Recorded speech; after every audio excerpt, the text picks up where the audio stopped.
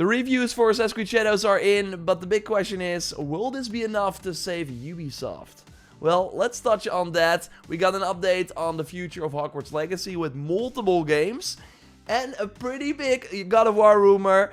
That is kind of what I always said that it would be. No, not Atreus, but something else. Lots to go over, a lot of other gaming news, so sit back and let's go.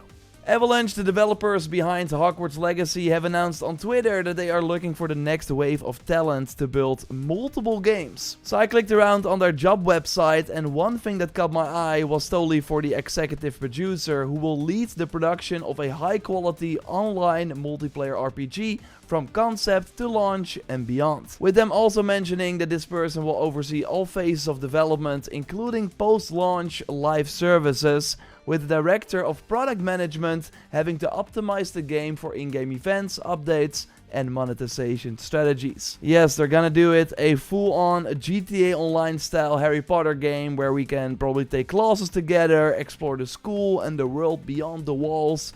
To be honest, I think this could be pretty cool if done right, and there's probably a huge audience for this. And we should not worry, because again, they're doing multiple games. We know from a recent report, thanks to Jason Schreier from Bloomberg, that the real sequel to Hogwarts Legacy will just be single player. And they are probably aiming to have that ready around the TV show that has recently been delayed to 2027.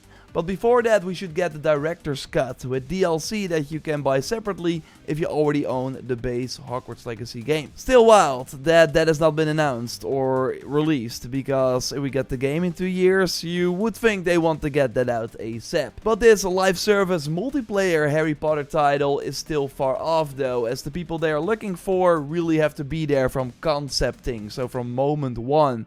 Although we should see beta tests for the game when the time is right. We'll of course keep you posted here on all things Hogwarts Legacy and this upcoming multiplayer title. Let me know if you would be interested in that in the comments down below. The Metacritic for Assassin's Creed Shadows ranges from an 85 to a 78 based on the platform, with 81 being on OpenCritic, and that's the lowest of all the games in the RPG trilogy. Not sure if I agree with that. I would put it over Valhalla myself from the 80 plus hours that I now played Shadows. Although to be fair, post-launch is a big part of it for me as well, and we will have to wait and see what they got planned for Shadows regarding that. But yeah, I'm still having a blast with the game. Of course, it's far from perfect, as I pointed out in my review, but if you have enjoyed the previous AC RPGs, this is an easy recommendation. Now, of course, in these Sunday videos, I like to look at the business side of things, and it's looking good so far, I guess, although I'm not sure if it will be good enough. So after Ubisoft announced that the game passed 1 million players on launch day, which was pretty huge, they now 2 days later confirmed that they have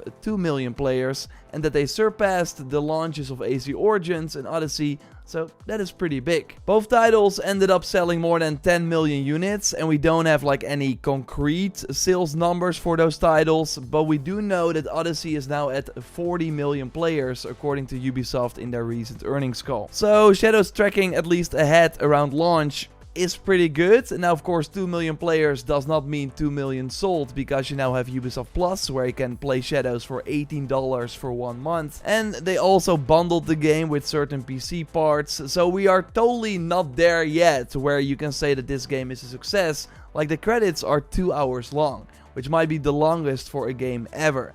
Just to show you how many people worked on Shadows. It was easily a $300 million plus game in budget, meaning they probably need 5 million or more to start see a profit. But again, early metrics are good. The game currently has a very positive rating on Steam, and rightfully so. It is the top seller at the time of this recording. We never expected it to reach Valhalla numbers, as the hype for the Viking era and COVID helped boost that a lot. So seeing it being the second best is pretty good. But this coming week is going to be very telling. If we don't get more player number updates and the sales slow down, then things could still not be looking great. And normally you could argue, why would I care if X amount of people are playing the game if I'm enjoying it myself? And I agree, but of course this is kind of bigger than that. It's the future of Ubisoft that is kind of on the line here based on the performance of Shadows. So if we are in the next Sunday video at 5 million,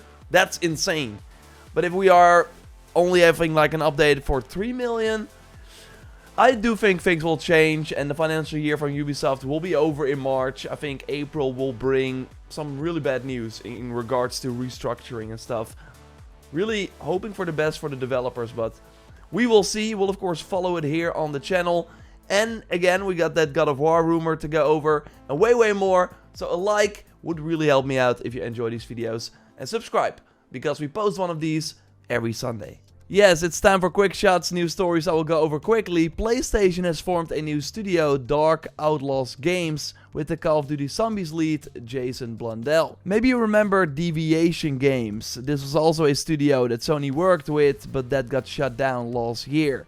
Well, in 2022, Jason already left Deviation Games, and since then, he has been starting up this new studio with a lot of ex-Deviation people from the looks of it. So something probably did not work out under the Deviation umbrella, but they got it working again, and now they are a full PlayStation first-party studio. Likely to work on some sort of co-op multiplayer shooter like the zombie mode for Call of Duty.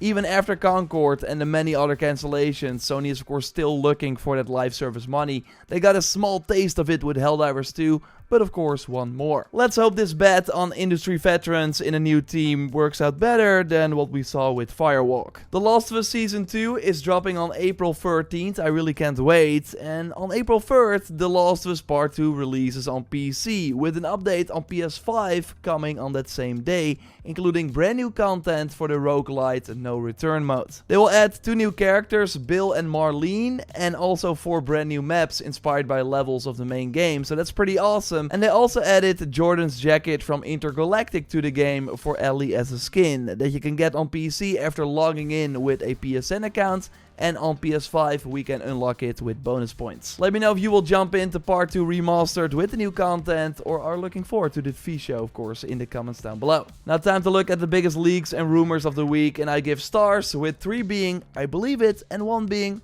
let's take this with a huge grain of salt. Yes, I mentioned a big God of War rumor. I gave 3 stars before that something will be happening, and always said that I don't believe it's a collection of the old games, simply because I think Sony would want the focus of the series to be on the reboot style gameplay. And we know there's an Amazon TV show coming, and they don't want those people jumping in to play God of War to be confused and maybe pick up this collection. No, they want them in the newer style God of War games. So we now got a very substantial new rumor from Jeff Grubb saying that Sony is set to launch a God of War side story set in Greece this year.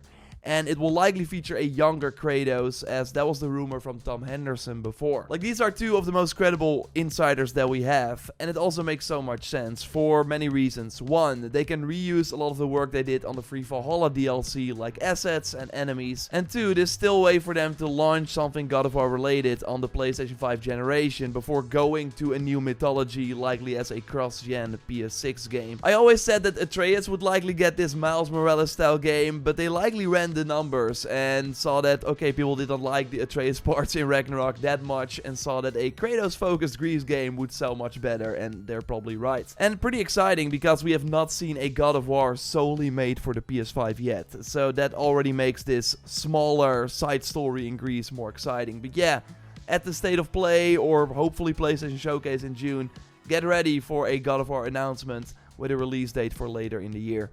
3 stars for this. And it's kind of getting like comical, because we're mostly talking about Xbox stuff during this segment. But hey, they're at it again. Although this is in regards to Xbox games coming to PlayStation. So the pre-order for Indiana Jones went up for PS5 in France with the April 17th previously leaked release date, so we will hear about that soon. And for Starfield, PlayStation logos popped up for their mods. They have now been removed. I've said for the longest time that probably around the second expansion launch in September, which would be 1 year after the first DLC and 2 years after the game launched on Xbox, they will probably drop the PlayStation 5 version as well, have one big Starfield moment again, and hopefully get more people into the game.